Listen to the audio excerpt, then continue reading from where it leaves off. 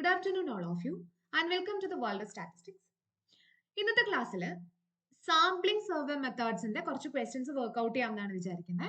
അതായത് ഒരുപാട് ആൾക്കാർ കമന്റ് ബോക്സിൽ ചോദിച്ചിട്ടുണ്ടായിരുന്നു സാമ്പിളിംഗിന്റെ ചെയ്യാമെന്ന്. അപ്പോൾ നമുക്ക് ഇനിയിപ്പോൾ തിയറട്ടിക്കൽ കോൺസെപ്റ്റ് പറഞ്ഞിട്ട് പിന്നെ ഒരു വീഡിയോ ചെയ്തിരിക്കാനുള്ള സമയമില്ലാത്തത് കൊണ്ട് പിന്നെ മോസ്റ്റ്ലി നമ്മളൊരു എക്സാം എടുക്കുമ്പോൾ എപ്പോഴും കുറച്ച് ക്വസ്റ്റ്യൻസ് വർക്ക്ഔട്ട് ചെയ്യുന്നതാണല്ലോ നല്ലത്. പിന്നെ അങ്ങോട്ടുള്ള വീഡിയോസിൽ ഓൾറെഡി 2 വീഡിയോ നമ്മൾ ക്വസ്റ്റ്യൻ വർക്ക്ഔട്ടിന്റെ ചെയ്തു. ഇനി ഈ മുന്നോട്ടും നമുക്ക് ക്വസ്റ്റ്യൻ വർക്ക്ഔട്ട്സ് കുറച്ച് കൂടുതൽ ഇടാമെന്നാണ് വിചാരിക്കുന്നത്. അപ്പൊ അതിന്റെ കൂടെ സാമ്പിളിങ്ങിന്റെ കുറച്ച് തിയറിയും കിട്ടിക്കോട്ടെ, അങ്ങനെയുള്ള ഒരു രീതിക്കാണ് നമ്മൾ പോകുന്നത്. So watch till the end, because ഇത്രയും ക്വസ്റ്റ്യൻസ് വർക്ക്ഔട്ട് ചെയ്യുമ്പോൾ കുറച്ച് തിയറട്ടിക്കൽ കോൺസെപ്റ്റും കിട്ടും. പിന്നെ നമ്മുടെ വീഡിയോ സബ്സ്ക്രൈബ് ചെയ്യാതെ വാച്ച് ചെയ്യുന്നവരുണ്ടെങ്കിൽ ഒന്ന് ജസ്റ്റ് സബ്സ്ക്രൈബ് ചെയ്തിട്ട് വാച്ച് ചെയ്യുക. ബിക്കോസ് ഒരുപാട് ആൾക്കാർ കമന്റിൽ നമ്മൾ ചെയ്തത് തന്നെ വീണ്ടും വീണ്ടും ചോദിക്കുന്നുണ്ട്, മെസ്സേജ് അയച്ചും ഒക്കെ ചോദിക്കുന്നുണ്ട്. അത് നമ്മൾ സബ്സ്ക്രൈബ് ചെയ്താൽ കംപ്ലീറ്റ് വീഡിയോസ് അവൈലബിൾ ആയിരിക്കുമല്ലോ. ഇനി അങ്ങോട്ട് ചെയ്യുന്ന ക്വസ്റ്റ്യൻ വർക്ക്ഔട്ട്സിന്റെ സെഷൻസും അവൈലബിൾ ആയിരിക്കും. ഓക്കെ, so സമയം കളയുന്നില്ല. Move on to the first question. The number of possible samples of size out of capital and population units without replacement is. അതായത് വിത്തൗട്ട് റീപ്ലേസ്മെന്റില് ക്യാപിറ്റൽ ആൻഡ് സൈസ് ഉള്ള ഒരു പോപ്പുലേഷനിൽ നിന്ന് സ്മോൾ ആൻഡ് സൈസ് ഉള്ള എത്ര samples form ചെയ്യാൻ പറ്റും? Number of all possible samples. അതിന്റെ ആൻസർ പഠിച്ചു വെച്ചോളുക. NCN, ഓപ്ഷൻ എ ആണ് NCN. അതായത് ഇതുപോലെയുള്ള ഒരുപാട് പ്രോബബിലിറ്റീസ് അവൈലബിൾ ആണ്, അല്ലെങ്കിൽ നമ്പർ ഓഫ് വേസ്, പ്രോബബിലിറ്റീസ്, ഇങ്ങനെ കുറെ സാധനങ്ങൾ ഉണ്ട് സാമ്പിളിംഗ് സർവേ മെത്തേഡ്സിൽ. അപ്പൊ ഇതിന്റെ ആൻസർ ഓപ്ഷൻ എ ആണ്. അതേപോലെ സിമിലർ ആയിട്ടുള്ള ഒരു കാര്യമാണ് second question. Probability of including a specified unit in a sample of size small selected out of capital N units. Capital N ആൾക്കാരുള്ള ഒരു പോപ്പുലേഷനിൽ നിന്ന് സ്മോൾ ആൻഡ് സൈസ് ഉള്ള ഒരു സാമ്പിൾ നമ്മൾ കൺസ്ട്രക്ട് ചെയ്യാണ്. അപ്പൊ അതിലേക്ക് ഒരു യൂണിറ്റിനെ ഇൻക്ലൂഡ് ചെയ്യാനുള്ള പ്രോബബിലിറ്റി എന്താണ്? ഇതിനെ നമ്മൾ സിംപ്ലി ഇൻക്ലൂഷൻ പ്രോബബിലിറ്റി എന്ന് വിളിക്കാറുണ്ട്. Inclusion probability. ബേസിക്കലി ഇതിന്റെ answer small N by capital N ആണ്. Option C, small N by capital N. ശരിക്കും ഇങ്ങനെ കുറെ പ്രോബബിലിറ്റീസ് ഉണ്ട്. ഇപ്പൊ ഒരു എക്സാമ്പിൾ പറയുകയാണെങ്കിൽ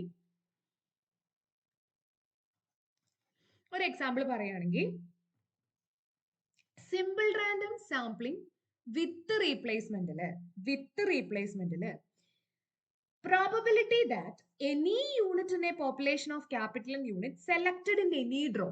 അതായത് നമ്മൾ ചെയ്യുന്നത് with replacement simple random sampling ആണെങ്കിൽ പ്രോബബിലിറ്റി ഓഫ് ഒരു യൂണിറ്റ് സെലക്ട് ചെയ്യാനുള്ള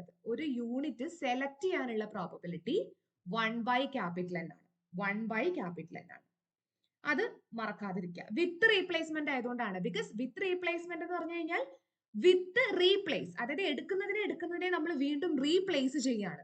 റീപ്ലേസ് ചെയ്യാന്ന് പറഞ്ഞു കഴിഞ്ഞാൽ ഒരു ബാസ്കറ്റിൽ 10 ബോൾസ് ആണ് ഉള്ളതെങ്കിൽ എവറി ടൈം ആ 10 ബോൾസിന്റെ നമ്പർ റിമൈൻസ് ദ സെയിം ആയിരിക്കും. ബിക്കോസ് നമ്മൾ എടുത്ത് മാറ്റുന്നില്ല, വീണ്ടും വീണ്ടും റീപ്ലേസ് ചെയ്യാണ് ചെയ്യുന്നത്. സോ എപ്പോഴും ഒരു യൂണിറ്റിനെ സെലക്ട് ചെയ്യാനുള്ള പ്രോബബിലിറ്റി 1/N ആയിരിക്കും. അതേസമയം simple random sampling without replacement ആണെങ്കിലോ ഫസ്റ്റ് യൂണിറ്റിനെ സെലക്ട് ചെയ്യാനുള്ളത് ഓൾവേസ് 1/N തന്നെയായിരിക്കും, ബിക്കോസ് ക്യാപിറ്റൽ എൻ ആൾക്കാരുണ്ട്. പക്ഷെ രണ്ടാമത് ഒന്നും കൂടി എടുക്കുകയാണെങ്കിലോ അപ്പൊ 1/N-1 ആവും. എന്തുകൊണ്ടാ? വിതൗട്ട് റീപ്ലേസ്മെന്റ് ആണ്, ഞാൻ റീപ്ലേസ് ചെയ്യുന്നില്ല. ഒരു ബോളിനെ എടുത്താൽ അതിന്റെ ക്യാരക്ടറിസ്റ്റിക്സ് നോട്ട് ചെയ്തതിന് ശേഷം അത് മാറ്റി വെക്കുകയാണ് ചെയ്യുക. അപ്പൊ പ്രോബബിലിറ്റി ഇങ്ങനെ താന്നുകൊണ്ടിരിക്കും. 1/N-1, 1/N-2, അങ്ങനെ ആയിക്കൊണ്ടിരിക്കും. ഓക്കെ, അങ്ങനെ കുറെ പ്രോബബിലിറ്റീസ് സാമ്പിളിംഗ് സർവേ മെത്തേഡ്സിൽ ഉണ്ട്. അതൊക്കെ ഒന്ന് നോക്കി വെക്കുക. ഞാൻ ഒരു എക്സാമ്പിൾ പറഞ്ഞു എന്നേ ഉള്ളൂ. അതേപോലെ വരുന്നതാണ് inclusion probability. Simple random sampling with റീപ്ലേസ്മെന്റില് ഒരു യൂണിറ്റിനെ ഇൻക്ലൂഡ് ചെയ്യാനുള്ള പ്രോബബിലിറ്റി എന്ന് പറയുന്നത്, വിതൗട്ട് റീപ്ലേസ്മെന്റിൽ ഇൻക്ലൂഡ് ചെയ്യാനുള്ള പ്രോബബിലിറ്റി എന്ന് പറയുന്നത് small N by capital N ആയിരിക്കും. അത് ഒരിക്കലും മറന്നു പോകരുത്. ഇങ്ങനെ പഠിച്ചു വെച്ചാലും മതി. Inclusion probability is always small N by capital N. Option C. Third question, variance of x bar st under random sampling, proportional allocation and optimum allocation hold the correct inequality as.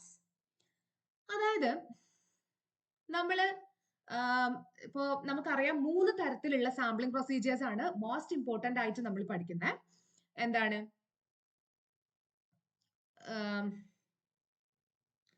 Simple random sampling, stratified sampling and systematic sampling. അപ്പൊ അതിനകത്ത് വരുന്ന 2 important ആയിട്ടുള്ള allocations ആണ്. അതായത് sample size എങ്ങനെ allocate ചെയ്യണം, അതിനുള്ള രണ്ട് വഴികളാണ് പ്രൊപ്പോർഷണൽ അലോക്കേഷനും ഓപ്റ്റിമം അലോക്കേഷനും. ഇനി ഇതിനകത്തൊരു സ്പെഷ്യൽ കേസ് ആയിട്ട് നമ്മൾ നെയ്മാൻ അലോക്കേഷനും പഠിക്കുന്നുണ്ട്. അപ്പൊ അത് നിങ്ങളൊന്ന് നോക്കി വെച്ചോളാ. അങ്ങനെ ഭയങ്കര ഡെപ്തിൽ പ്രൂഫും കാര്യങ്ങളൊന്നും നോക്കി വെക്കണം എന്നില്ല, ജസ്റ്റ് ഡെഫിനേഷൻ നോക്കി വെച്ചാൽ മതി. അതിനകത്തുനിന്ന് മോസ്റ്റ് ഇമ്പോർട്ടന്റ് ആയിട്ട് ചോദിച്ച് കണ്ടിട്ടുള്ളത് ഈ ഒരു ഇൻഇക്വാളിറ്റിയുടെ ഓർഡർ ആണ്. സോ ഇതിന്റെ ആൻസർ വരുന്നത് ആക്ച്വലി ഓപ്ഷൻ ബി ആണ്. Variance of simple random sampling greater than or equal to proportional greater than or equal to optimum allocation. അത് ഒന്ന് പഠിച്ചു വെച്ചോളാം. ഓപ്ഷൻ ബി ആണ് ആൻസർ, ബി. ഓക്കെ, അപ്പൊ ജസ്റ്റ് ഒന്ന് പ്രൊപ്പോർഷണൽ അലോക്കേഷൻ എന്താണ്, ഓപ്റ്റിമം എന്താണ് എന്നൊക്കെ ഒന്ന് ജസ്റ്റ് നോക്കി വെച്ചോ. ഇനി in what situations the systematic sampling is more preferred than others? എന്ത് സിറ്റുവേഷനിലാണ് നമ്മൾ ബാക്കിയുള്ള സാമ്പിളിംഗ് മെത്തേഡ്സിനെക്കാളും സിസ്റ്റമാറ്റിക് സാമ്പിളിംഗ് കൂടുതലായിട്ട് ഉപയോഗിക്കുന്നത്? Option A, when the data are on cards. അതായത് കാർഡുകളായിട്ടാണെങ്കിൽ, അതായത് നമുക്ക് മാനുവലി പെറുക്കി എടുക്കാൻ പറ്റുന്ന ഒരു ഫസ്റ്റ് കാർഡ്, സെക്കൻഡ് കാർഡ്, അങ്ങനെ കേത്ത് കാർഡ്, അങ്ങനെയാണെങ്കിൽ. അതായത് സിസ്റ്റമാറ്റിക് സാമ്പിളിംഗിന്റെ ഒരു പ്രത്യേകത എന്ന് പറഞ്ഞാൽ it's mostly applicable when the whole list of the individual is available. നമുക്കൊരു പോപ്പുലേഷൻ അറിയാം, ഒരു 50 പേരുള്ള പോപ്പുലേഷൻ ആണെന്ന് വിചാരിക്കാം. ആ 50 ഇൻഡിവിജ്വൽസിന്റെയും ലിസ്റ്റ് കംപ്ലീറ്റ് ആയിട്ട് നമ്മുടെ കയ്യിലുണ്ടെങ്കിൽ സിസ്റ്റമാറ്റിക് സാമ്പിളിംഗ് ആണ് വളരെ മോസ്റ്റ് ആക്യുറേറ്റ് ആയിട്ടുള്ള സാമ്പിളിംഗ് പ്രൊസീജിയർ എന്ന് പറയുന്നത്. അങ്ങനെ നോക്കുകയാണെങ്കിൽ ഓപ്ഷൻ എ കറക്റ്റ് അല്ലേ? ഇൻഡിവിജ്വൽ കാർഡ്സ് ആയിട്ട് അറിയാം. സോ നമുക്ക് സിമ്പിൾ ആയിട്ട് ക്വിക്ക് ഇൻ മാനുവൽ സെറ്റിംഗ് പറ്റും. അപ്പൊ അതുകൊണ്ട് എന്താണ്, ഓപ്ഷൻ എ കറക്റ്റ് ആണെന്ന് പറയാം. പക്ഷെ അതിനകത്തൊരു ഓൾ ദ എബോവ് കിടപ്പുണ്ട്. അപ്പൊ നമ്മൾ എല്ലാം വെരിഫൈ ചെയ്ത് നോക്കണം, ചാടി കയറി എ കുത്തിയിട്ട് പോകരുത്. ഓപ്ഷൻ ബി നോക്ക്, when the items are in rows. Items rows ആയിട്ടാണെങ്കിൽ അപ്പോഴും പോസിബിൾ ആണ് ആക്ച്വലി, ബിക്കോസ് റോ ആയിട്ട് നമുക്കറിയാം അതും ഒരു ലിസ്റ്റിന്റെ ഭാഗമാണ്. when the items situated at equal distances are uncorrelated. when the items are situated at equal distance and are uncorrelated, അപ്പോഴും ശരിയാണ്. ബിക്കോസ് സിസ്റ്റമാറ്റിക് സാമ്പിളിന് there is no any periodic patterns in the population. ഒരു periodic പാറ്റേൺസും systematic സാമ്പിളിങ്ങിന് ഇല്ല. അപ്പോൾ option C correct ആണ്. So അങ്ങനെ നോക്കുമ്പോൾ all the above. Option ബിയിൽ വെച്ച് തന്നെ വേണമെങ്കിൽ മൂന്നാമത്തത് നോക്കാതെ ഓൾ ദ എബോ കുത്താം. അങ്ങനെയൊക്കെ കുറച്ച് ബുദ്ധി പ്രയോഗിച്ചാൽ പെട്ടെന്ന് എളുപ്പമാക്കാം, വേണമെങ്കിൽ നോക്കാം. So option D all the above ആണ് ആൻസർ. അപ്പൊ ഇത് ഓർത്ത് വെച്ചാൽ മതി, സിസ്റ്റമാറ്റിക് സാമ്പിളിംഗ് മോർ എഫിഷ്യന്റ് ആവുന്നത് അല്ലെങ്കിൽ മോസ്റ്റ് ആക്യുറേറ്റ് ആവുന്നത് എപ്പോഴാണ്? ലിസ്റ്റ് അവൈലബിൾ ആവുന്ന സമയത്താണ്.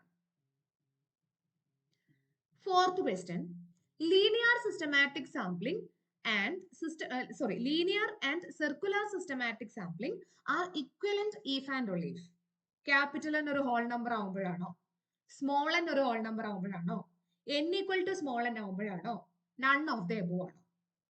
ശരിക്കും അതിന്റെ answer none of the above ആണ്. ക്യാപിറ്റൽ n ഒരു ഹോൾ നമ്പർ ആണെന്ന് വിചാരിച്ചിട്ട് linear and circular systematic sample same ആണെന്നൊന്നും പറയാൻ പറ്റില്ല. അല്ലെങ്കിൽ സ്മോൾ എൻ ഒരു ഹോൾ നമ്പർ ആയി എന്ന് വെച്ചിട്ട് അതും പറയാൻ പറ്റില്ല. അല്ലെങ്കിലും ക്യാപിറ്റൽ എന്നും സ്മോൾ എന്നും ഒക്കെ ഓൾമോസ്റ്റ് ഓൾ ദ കേസസും നമ്മൾ ഹോൾ നമ്പർ തന്നെയല്ലേ പറയാം. പിന്നെ capital N is equal to small N ആയ പിന്നെ അവിടെ സാമ്പിളിംഗ് ചെയ്തു എന്ന് പറയാനും പറ്റില്ല. So none of the above ആണ് ആൻസർ.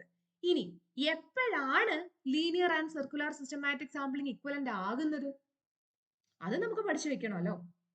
എപ്പോഴാണ് ഒരു linear and circular systematic sampling equal ആവുന്നത്? Small N by capital N ഒരു ഇൻഡിജർ ആകുന്ന സമയത്താണ്. Small N by capital N ഒരു ഇൻഡിജർ ആകുന്ന സമയത്താണ് ഇത് രണ്ടും ഇക്വലന്റ് ആവുന്നത്. അതൊന്ന് പഠിച്ചു വെച്ചോളാം. Small N by capital N, അതായത് അതിന്റെ റേഷ്യോ ഒരു ഇൻഡിജർ ആവുന്ന സമയത്താണ്. അപ്പൊ ഇവിടെ ആൻസർ ഓപ്ഷൻ ഡി ആണ്. Next question, what precautions makes cluster sampling more efficient? അവിടെയും ഒരു ഓൾ ദ എബോ കിടപ്പുണ്ട്. അപ്പൊ അറ്റ്ലീസ്റ്റ് രണ്ടെണ്ണമെങ്കിലും ഒന്ന് വെരിഫൈ ചെയ്ത് നോക്കണം അല്ലേ? First option, by taking clusters of small sizes. Clusters with small sizes എടുത്താൽ മതിയെന്ന്. ക്ലസ്റ്റേഴ്സ് വിത്ത് സ്മോൾ സൈസസ് എടുത്താല് ശരിയാണ്, നമുക്ക് കുറച്ചും കൂടെ റെപ്രസെന്റേറ്റീവ് ആക്കാൻ പറ്റും. ചെറിയ സൈസ് ആവുമ്പോൾ ശരിക്കും ക്ലസ്റ്റേഴ്സിനകത്തുള്ളതിന്റെ സാമ്പിൾ സൈസ് വേണമെങ്കിൽ കൂട്ടിക്കോ. ശരിക്കും നമ്മൾ പറയുന്നത് when sample size increases it will be more efficient എന്നുള്ളൊരു രീതിക്കാണ്. പക്ഷെ ക്ലസ്റ്ററിങ്ങിന്റെ കേസിൽ സ്മോൾ സൈസ് എടുക്കുമ്പോൾ കുറച്ചും കൂടെ റെപ്രസെന്റേറ്റീവ് ആണെന്ന് പറയാറുണ്ട്. Option B choosing clusters having largest within variation. അതായത് ക്ലസ്റ്റേഴ്സിന്റെ ഉള്ളിലെ വേരിയേഷൻ കൂടുതലായിരിക്കണം. ഓപ്ഷൻ സിയോ having least variation between clusters. അതായത് ബിറ്റ്വീൻ ക്ലസ്റ്റേഴ്സിൽ ലീസ്റ്റ് വേരിയേഷൻ ആയിരിക്കണം. അത് എനിക്ക് തോന്നുന്നു ഒരു previous year question paper work out ചെയ്ത സമയത്ത് ഇത് ഞാൻ പറഞ്ഞു തന്നിട്ടുണ്ട്, വ്യക്തമായിട്ട് ക്ലിയർ ആയിട്ട് പറഞ്ഞു തന്നിട്ടുണ്ട്. Choose clusters with high variation within them and low variation between them. അങ്ങനെയാണ് നമ്മൾ ക്ലസ്റ്റേഴ്സിനെ പറയുന്നത് തന്നെ. Choose clusters with high variation within them. അവരുടെ ഇടയ്ക്ക് ഹൈ വേരിയേഷൻ ഉണ്ടാവണം. അതായത് ഒരു ക്ലസ്റ്ററിനകത്ത് ഹൈ വേരിയേഷൻ ആയിരിക്കണം.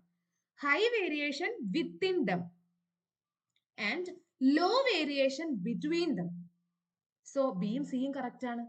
അപ്പൊ option D, all the above. Option D. Last question.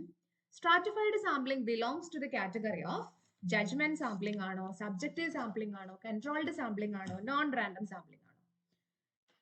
നമുക്കറിയാം സ്ട്രാറ്റിഫൈഡ് സാമ്പിളിംഗ് എന്ന് പറയുന്നത് ഒരു പ്രോബബിലിറ്റി സാമ്പിളിംഗ് ആണ്. അപ്പൊ എന്തായാലും ജഡ്ജ്മെന്റ് സാമ്പിളിംഗും വരില്ല, സബ്ജക്റ്റീവും വരില്ല, നോൺ റാൻഡം സാമ്പിളിംഗും വരില്ല. അപ്പൊ ആൻസർ കൺട്രോൾഡ് സാമ്പിളിംഗ് ആണ്. ഇനി എന്തുകൊണ്ടാണ് അതിനെ കൺട്രോൾഡ് സാമ്പിളിംഗ് എന്ന് വിളിക്കുന്നത്? നമ്മൾ സ്ട്രാറ്റാസ് ആയിട്ട് കൺട്രോൾ ചെയ്തിട്ടാണ് സ്ട്രാറ്റിഫൈഡ് സാമ്പിളിംഗ് പ്രൊസീജിയർ ചെയ്യുന്നത്. അതുകൊണ്ടാണ് അതിനെ കൺട്രോൾഡ് സാമ്പിളിംഗ് എന്ന് വിളിക്കുന്നത്. അപ്പൊ ജഡ്ജ്മെന്റും സബ്ജക്റ്റീവും ഒന്നും അല്ല സ്ട്രാറ്റിഫൈഡ് എന്ന് നമുക്ക് കണ്ണു അടച്ച് പറയാം. ബിക്കോസ് ഒരു പ്രോബബിലിറ്റി സാമ്പിളിംഗിന്റെ കാറ്റഗറിയിലാണ് നമ്മൾ സ്ട്രാറ്റിഫൈഡ് സാമ്പിളിംഗിനെ പഠിക്കുന്നത്.